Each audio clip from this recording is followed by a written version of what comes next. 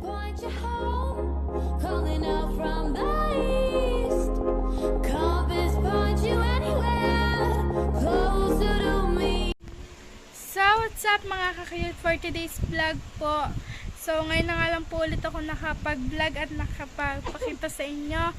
So, ngayon nga po, kaya nga po ako nakapag-vlog gawa nga po ng aking kapatid. At sana nga po matulungan niyo po ang aking kapatid kasi po siya po ay naka-schedule na po sa Biyernes. Siya po ay ooperahan yung kanya pong bukol po sa kanyang hita po. Yun. So, ayun nga po, mga kakit, napindot ko po yung stop. Yun nga po, ang aking mama din po may bukol. Parehas po silang may bukol. Ang pinauna po muna ng mama ang aking kapatid. Siya po ay naka-schedule na po sa Biyernes nga po. Operahan po siya. Ang mama din po sa may hita din po. Ito po muna yung kapatid ko. Hindi lang, papakita ko yung bukol. Pwede ba ipakita yan? Ito po. Ay! Ano nga pala yung bukol na yan? Ano po, yung pigsa po na walang mata pero nasa loob. Kailangan po operahan, tanggalin po yung nana, baka po pag hindi po daw na operahan, baka po daw magiging cyst. Yan. Jerome, dito, yung video natin yan para makita ng mga supporters natin dyan, mga ka-cute, yun. So, ayan na nga po mga ka-cute, ayan po yung kanyang bukol. Ayan po. Nagbabalat na nga po siya. Tumigas.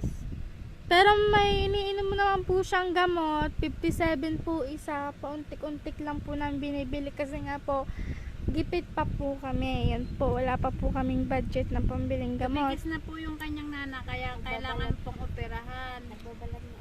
Ito po. Kailangan po nung isang araw pa po na operahan, 'di ba? Wala po kami pong budget. Opo, kaya po sinabi po ng aking mama sa Biyernes na lang po. Ayan po yung bukol. Yan. Tingnan nyo po, iba po ang kulay sa ganan. Ayan. Ano yung puti? Balat. Yan po, nagbabalat po daw. At lagi po siyang nilalagnat.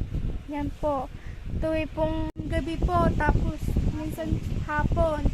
So, ngayon nga po hapon ngayon. Nilagnat na lang po siya. Pinainom po siya namin ng Biogesic. At sa mga gusto pong tumulong dyan sa aking kapatid,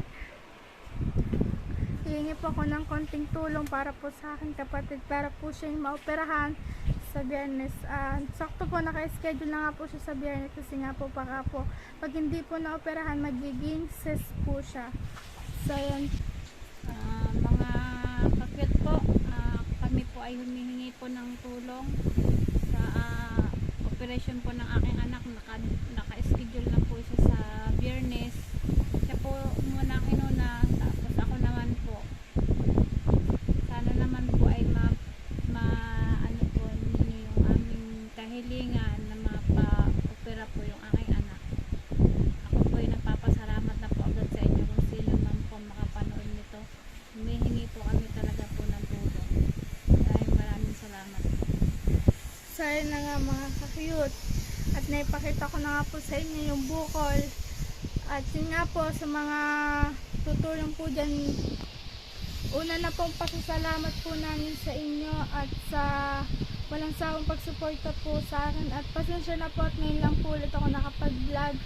At ngayon po ay binilag ko po yung aking kapatid para naman po may tulong po ako sa aking kapatid kasi nga po operahan na nga po siya sa Biyernes. So yun na nga po mga ka-cute, dito na nga po nagtatapos yung vlog at sana nga po may makapanood po nito at may mga tumulong sa aking kapatid at ang pangalan niya po ay si Jerome. Siya po ay bunso sa amin at sana po matulungan niyo po aking kapatid paulit-ulit. So yan, magpapalam na po ako sa inyo. Huwag niyo pong kalimutan mag-subscribe sa aking YouTube channel and click the bell para updated kayo sa mga bago kong video. Bye bye po, thank you po ulit.